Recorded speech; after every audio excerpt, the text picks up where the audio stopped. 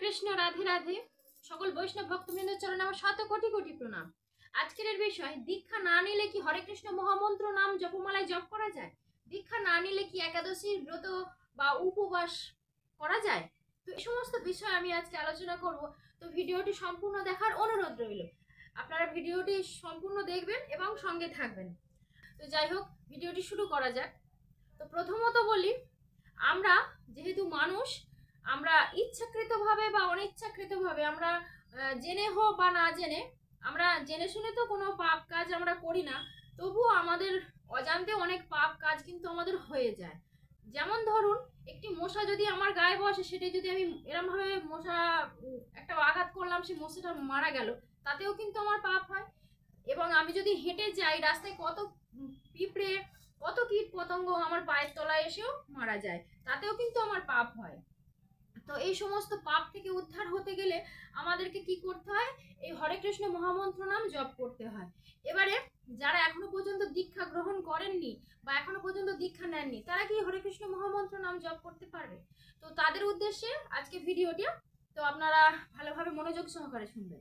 প্রথমত আপনাকে হরে কৃষ্ণ মহামন্ত্র নাম জপ করা অভ্যাস করতে হবে। সে একদম দুমালা করেই প্রথমত হোক, কিন্তু আপনাকে অভ্যাস করতে হবে। আপনি যখন অভ্যাস করতে করতে যখন অভ্যাস আপনার যখন পরিপূর্ণ অভ্যাস পরিণত হয়ে যাবে, তখন আপনার কিন্তু নিজে থেকেই আপনি যে আমিষ আহারগুলো সেবা নেন, মানে আমিষ আহারগুলো যেগুলো খান, সেগুলো আস্তে আস্তে বর্জন করা শিখে যাবেন। তারপর থেকে আপনার নিজে থেকে চেতন বোধ হবে যে না, আমি আরো ভক্তি পথে এগোতে চাই বা আরো ভক্তি পথে এগিয়ে যাব। তখন কিন্তু আপনি কি করবেন? হরে কৃষ্ণ মহামন্ত্র নাম জপ করতে করতে যে কোনো একটা সদ্গুরু, আপনি কিন্তু যে কোনো গুরুর থেকে কখনোই দীক্ষা নেবেন না। তার কারণ আপনি দীক্ষা নেওয়ার আগে কিন্তু সর্বদা আপনাকে জানতে হবে সেই গুরুটি সৎ কিনা। তো সেই সৎ গুরুর থেকে আপনাকে দীক্ষা গ্রহণ করতে হবে। আপনি যদি সৎ গুরুর থেকে দীক্ষা যদি নিতে চান, তো আপনাকে কিন্তু হরে কৃষ্ণ মহামন্ত্র নাম প্রত্যেক দিন 16 মালা করে জপ করতে হবে। আপনি যদি প্রত্যেক দিন 16 মালা জপ করতে পারেন, তারপরেই কিন্তু সদ্গুরু আপনাকে দীক্ষা দেবে। তার আগে কিন্তু কখনোই দীক্ষা দেবে না। আপনি যদি এক মালা আজকে করেন বা দুমালা করেন বা কখনো মালা জপ করেননি, হ্যাঁ, আপনার মালা সম্বন্ধে কোনো জ্ঞান নেই বা আপনার কোনো প্রকার কোনো কিছু জ্ঞান আপনার মধ্যে এখনো পর্যন্ত হয়ে ওঠেনি, সদ্গুরু কিন্তু আপনাকে কখনোই দীক্ষা দেবে না। তো আপনাকে সর্বপ্রথম হরে কৃষ্ণ মহামন্ত্র নাম জপ করা অভ্যাস করতে হবে। তারপরে আপনাকে বিচার করে কিন্তু দীক্ষা গ্রহণ করতে হবে। তারপরে বলি একাদশী ব্রত। ব্রতের মধ্যে সর্বশ্রেষ্ঠ ব্রত হলো একাদশী ব্রত।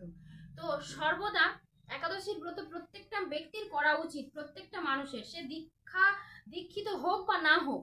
তো আপনি যদি প্রথমত যদি একাদশীর ব্রত এবং হরে কৃষ্ণ মহামন্ত্র নাম যদি না জপ করেন, তো সদ্গুরু তো আপনাকে দীক্ষা দেবে না।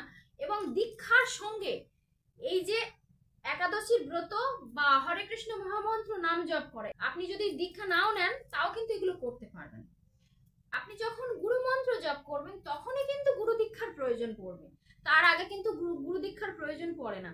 আপনি গুরু দীক্ষা ছাড়াই কিন্তু হরে কৃষ্ণ মহামন্ত্র নাম জপ করতে পারবেন এবং সমস্ত একাদশীর ব্রত পালন করতে পারবেন। আপনারা আগে শিখুন, অভ্যাস করুন, একাদশীর ব্রত পালন করা অভ্যাস করুন, হরে কৃষ্ণ মহামন্ত্র নাম জপ করা অভ্যাস করুন।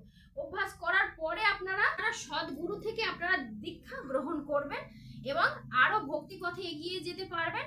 আপনাদের আরো জয় জয়কার হবে। তো এই ছিল আজকের বিষয়। তো ভিডিওটি কেমন লাগলো অবশ্যই কমেন্টে লিখে জানাবেন। হরে কৃষ্ণ, রাধে রাধে। সবাই ভালো থাকবেন।